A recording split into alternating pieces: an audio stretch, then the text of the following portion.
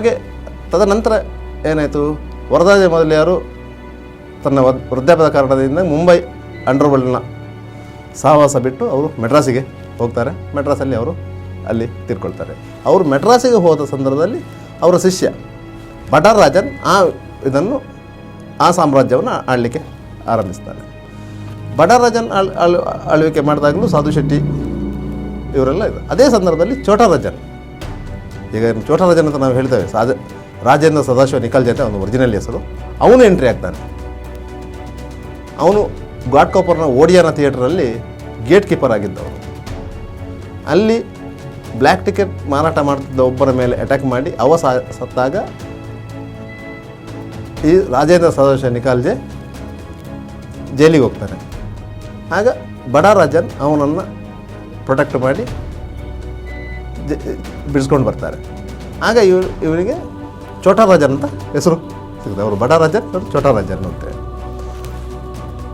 ಅದರ ನಂತರ ಆ ಟೀಮು ಮುಂದುವರಿತಾ ಇದೆ. ಅಷ್ಟೊತ್ತಿಗೆ ಅಲ್ಲಿ ಈ ಶೆಟ್ಟಿ ಲೋಗು ಅಂತ ಒಂದು ಟೀಮು ಸ್ಟಾರ್ಟ್ ಆಗುತ್ತೆ.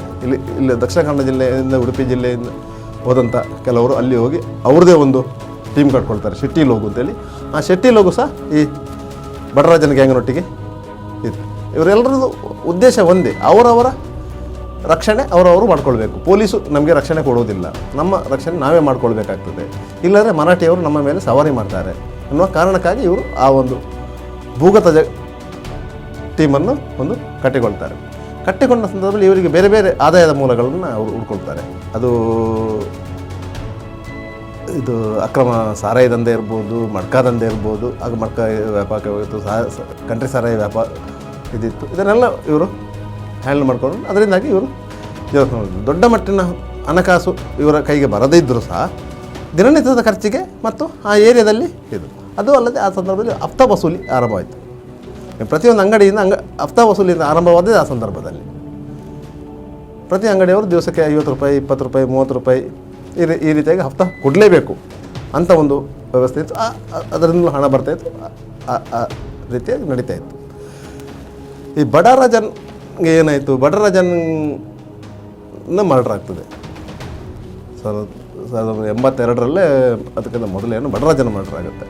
ಬಡರಾಜನ ಮರ್ಡರ್ ಆದಾಗ ನಾರಾಯಣ ಸಾಪಲಿಗ ಅಂತೇಳಿ ನಮ್ಮ ದಕ್ಷಿಣ ಕನ್ನಡ ಜಿಲ್ಲೆಯ ಬಜ್ಪೆ ಹತ್ರದವರು, ಅವನು ಮುಂಬೈಲಿದ್ದ. ಅವನಿಗೆ ಒಂದು 10,000 ರೂಪಾಯಿ ಕಾಂಟ್ರಾಕ್ಟ್, ಅವನಿಗೆ ಒಂದು ತಂಗಿ ಮದುವೆಗೆ 10,000 ರೂಪಾಯಿ ಬೇಕಿತ್ತು ಅಂತೇಳಿ ಯಾರ ಹತ್ರ ಕೇಳಿದಾಗ 10,000 ಕೊಡ್ತೇನೆ, ನೀವು ಬಡರಾಜನ ಕೊಲ್ಲಬೇಕು ಅಂತ ಹೇಳಿದಾಗ ಬಡರಾಜ ಸಹ ಬಡರಾಜನೊಟ್ಟಿಗೆ ಇದ್ದವನು ಈ ನಾರಾಯಣ ಸಾಪಲ್ಯ.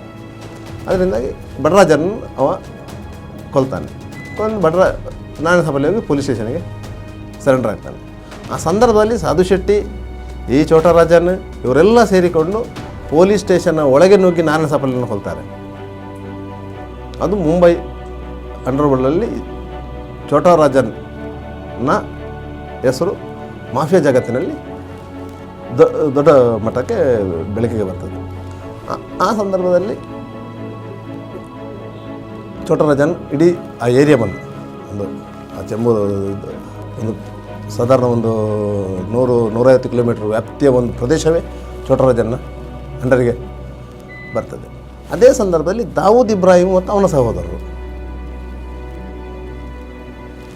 ಬೇರೊಂದು ರೀತಿಯಲ್ಲಿ ಫೀಲ್ಡಲ್ಲಿರ್ತಾರೆ. ಅಂದರೆ ಅವರು ಮಾಫಿಯಾ ಗ್ಯಾಂಗ್ ಅಲ್ಲ, ಅವ್ರದ್ದು ಏನಿದು ಕಳ್ಳ ಸಾಗಾಣಿಕೆ ವ್ಯವಹಾರಗಳು, ಈ ಸ್ಮಗ್ಲಿಂಗ್ ಗುಡ್ಸನ್ನು ಇದು ಮಾಡೋದು, ಅದೆಲ್ಲ ಅವ್ರದ್ದು.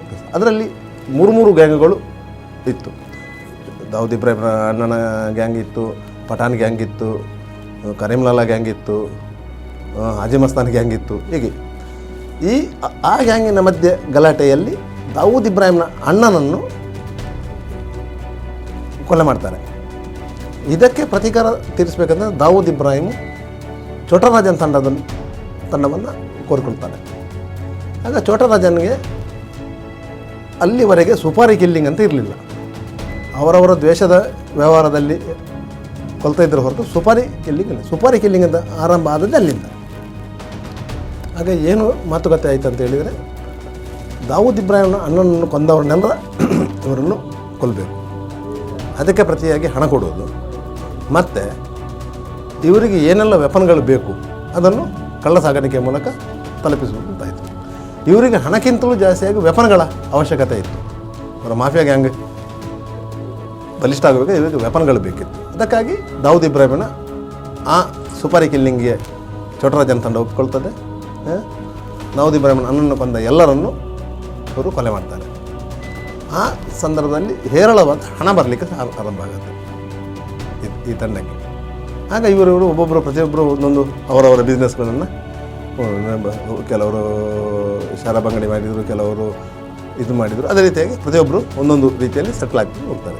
ಈ ಸಾಧು ಶೆಟ್ಟಿಯು ಅದೇ ರೀತಿ ತಿಲಕನಗರದಲ್ಲಿ ಮೀನಾಲಿಕಾರ್ ಬಾರ್ ಅಂತ ಮಾಡಿದರು. ಅದರ ನಂತರ ಗುರುಪ್ರಸಾದ್ ಹೋಟೆಲ್ ಮಾಡಿದರು, ಬಾರ್ ಆ್ಯಂಡ್ ರೆಸ್ಟೋರೆಂಟ್ ಮಾಡಿದರು, ಮತ್ತೊಂದು ಸೆಟ್ಲ್ ಮಾಡಿದರು, ಮತ್ತು ಜಾಗ ತಗೊಂಡ್ರು.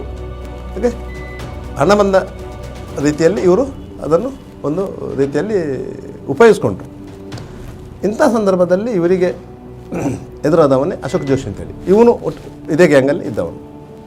ಇದೇ ಗ್ಯಾಂಗಲ್ಲಿದ್ದಾಗ ಅಶೋಕ್ ಜೋಶಿ ಇವರಿಗೆ ಎದುರಾಗ್ತಾನೆ. ಅಶೋಕ್ ಜೋಶಿ ಎದುರಾದಾಗ ಇವರು ಅಶೋಕ್ ಜೋಶಿಯನ್ನು ಕೊಲ್ಲಲಿಕ್ಕೆ ಪ್ಲ್ಯಾನ್ ಮಾಡ್ತಾರೆ. ಆ ಹತ್ಯಾಕಾಂಡ ಮುಂಬೈ ಭೂಗತ ಜಗತ್ತಿನ ಅತ್ಯಂತ ದೊಡ್ಡ ಹತ್ಯಾಕಾಂಡ ಅಂತ ಒಂದು ದಾಖಲೆಯಲ್ಲಿದೆ.